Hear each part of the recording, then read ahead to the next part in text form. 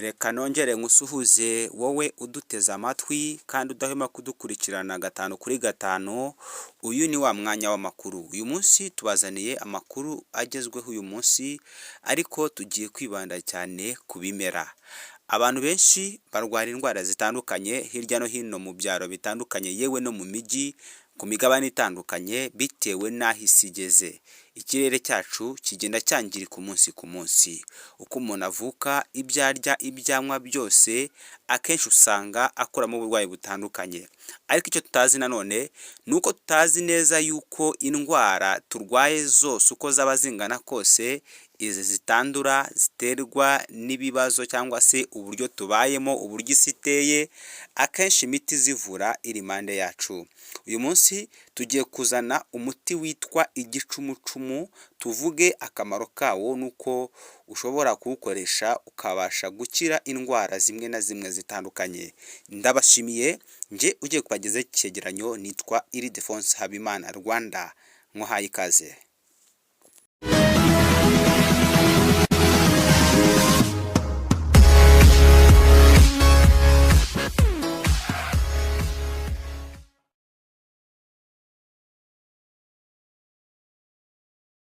Ku rubuga revieurrebel.org bavuga ko ubushakashatsi bwakozwe ku gicumucumu bwagaragaje ko icyo kimera kigiramo ubushobozi bwo kurinda abantu gukunda gufatwa n'ibintu bitandukanye, cyangwa se gukunda gufatwa na ya ndwara bakunda kwita imbwa.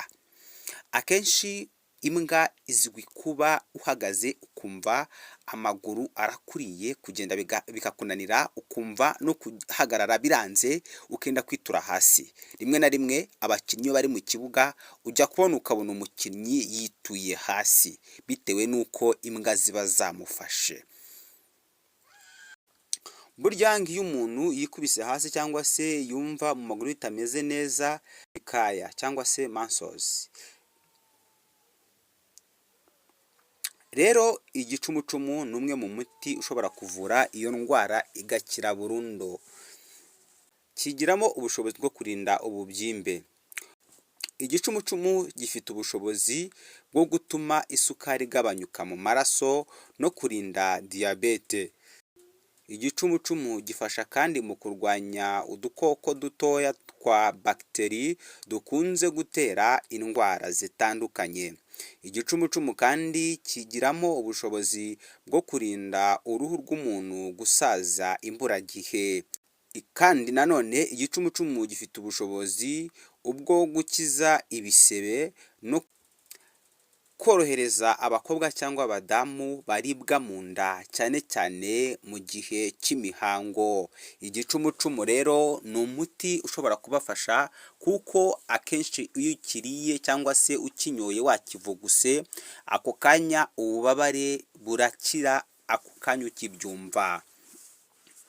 Mu Buhinde, indabo z'igicumucumu n'ipfundo ryacyo risohokamo indabo byombi bikoreshwa mu miti itandukanye. Ifu y'imbuto y'igicumucumu n'indabo zacyo bikoreshwa mu kuvura ubushye.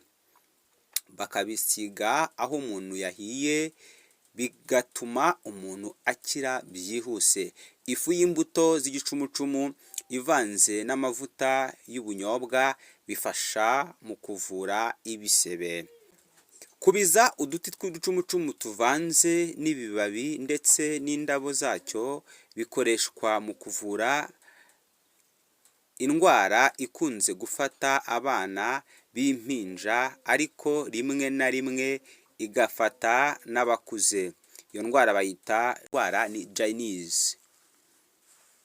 Igicumucumu kandi gikoreshwa mu kuvura inkorora.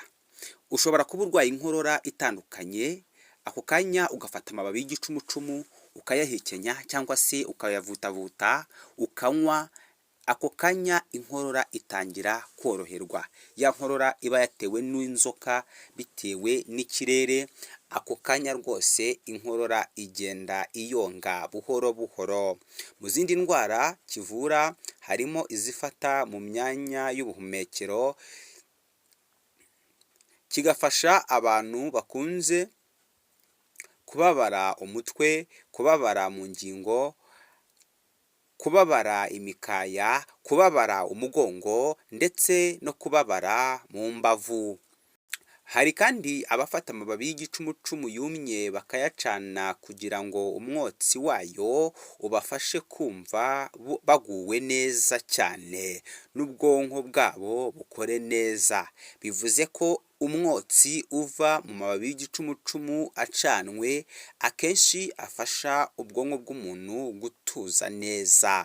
Icyo kimera kandi cyifashishwa kugabanya umuriro mu gihe umuntu arwaye, kikavura impiswi, inzoka zo mu nda ndetse kikavura aho umuntu yarumywe n'ibisimba bigira ubumara bukomeye cyane. Icyo igicumucumu uburyo cyiganje nuko gikunze kuvura indwara zitandukanye.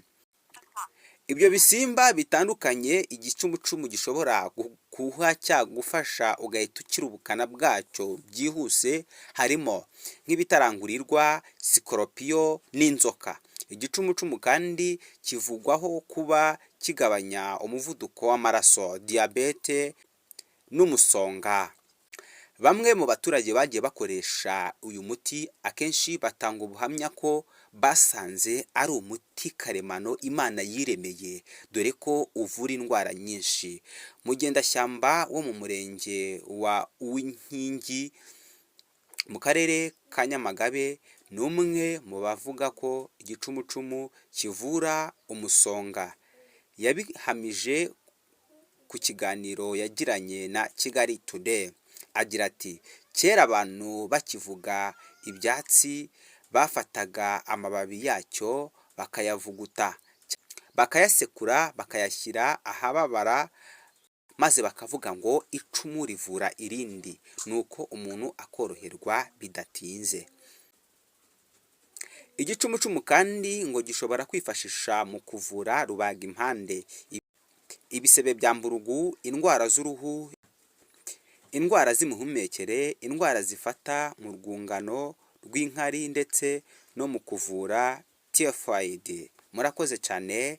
Uko ibiganiro byacu bizajya bicaho, turakurarikira kugira ngo ukande subscribe kugira ngo ibiganiro byacu nk'ibi ngibi nibijya bitambuka ujye ubibona 5 kuri 5. Mbaye mbashimiye, Imana ibahezagire.